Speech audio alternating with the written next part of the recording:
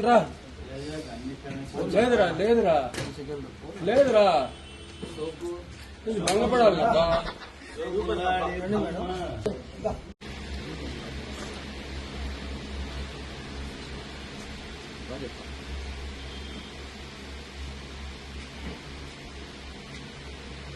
జై శ్రీరామ్, జై వాసవమ్మ, జై జై వాసవమ్మ,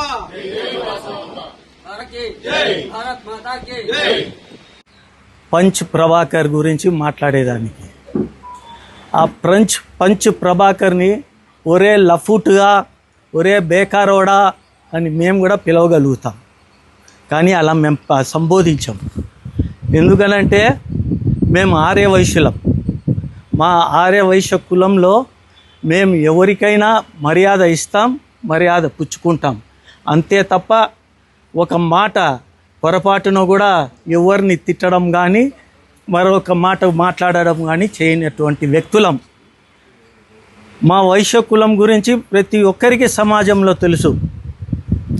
మేము ప్రతి ఒక్కరిని ప్రేమించే వాళ్ళమే.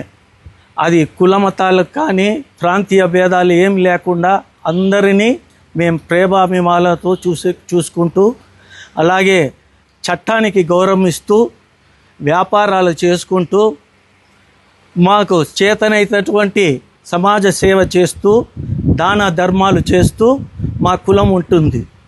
అది ప్రతి ఒక్కరికి అది జగం ఎరిగిన సత్యం. మరి అటువంటి కులం మీద ఈ పంచ్ ప్రభాకర్ అనే అతను ఎంతో వ్యంగ్యంగా, ఎంతో ఫిల్తీ లాంగ్వేజ్తో మాట్లాడడం జరిగింది.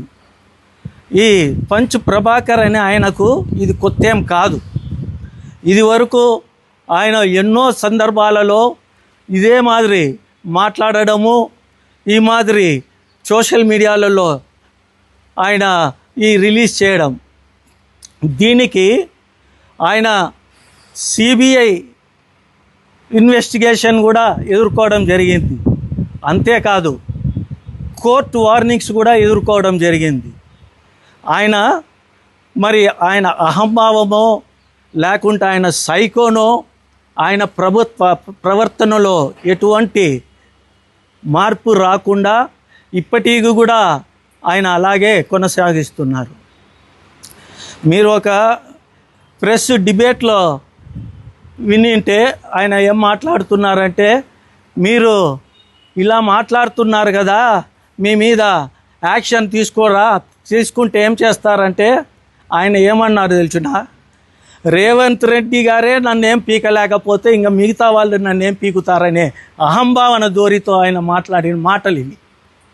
మేము అందుకే వైశ్య కులం జోలికి వచ్చినారు. మేము ఎవరి జోలికి పోము.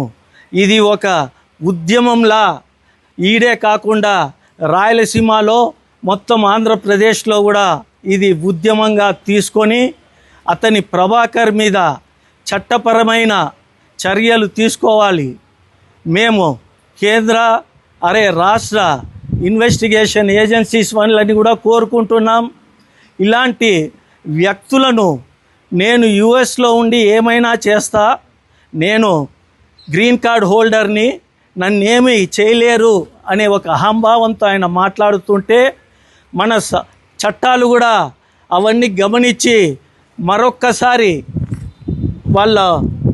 ఆయనని స్క్రూటనైజ్ చేసి ఆయన ఒక గ్రీన్ కార్డుని అలాగే పాస్పోర్ట్ని కూడా స్క్రూటనైజ్ చేసి ఆయనని భారతదేశానికి రప్పించి ఆయన మీద చర్యలు తీసుకొని ఆయనను జైలుకు పంపించవలసినదిగా మా ఆర్యవైశ్య కులం తరపున మేమందరం కూడా డిమాండ్ చేస్తున్నాం. అన్ని స్టేషన్లలో కూడా కంప్లైంట్ ఇస్తున్నాం దీని గురించి.